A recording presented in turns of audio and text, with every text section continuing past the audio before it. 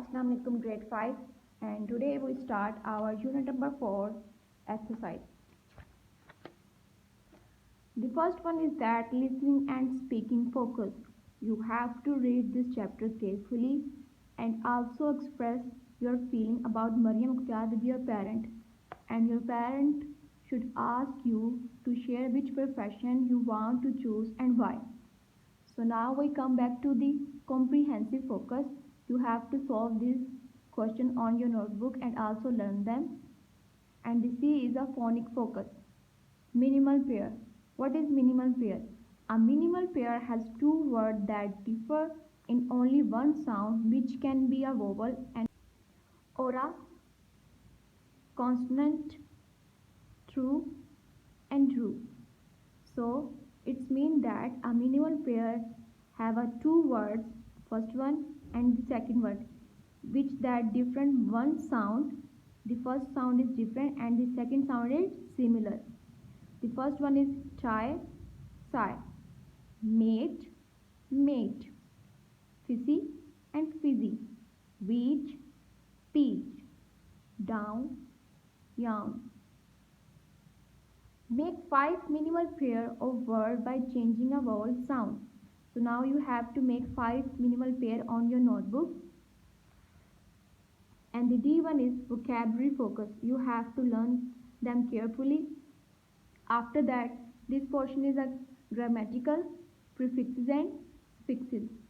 So first we have to know that what is prefixes. Prefixes are the set of letters that are added to the beginning of a word. Well, the suffixes are the set of letters that are added to the end of the word, as you can see. So now you have to make more words with the given prefixes and suffixes. You have to solve this exercise on your book. And now the grammar focus. First one is personal pronoun. What is personal pronoun? It's a most frequently used pronoun called the personal noun. They refer to the person or thing. So here is the some word of personal pronoun which show that our personality, like myself, yourself, yourselves, himself, herself, ourselves, themselves, and itself. After that, here is the some sentence. First one is simple present tense. The simple present tense express an action that is regular or habitual. So what is the defined of this simple present tense? It expresses the action that is regular. It also describes the facts or things that always happen. The simple pronoun tense is formed as a below.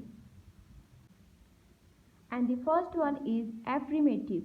We can say that the simple sentence in which we have to use first subject plus first form of verb I or es.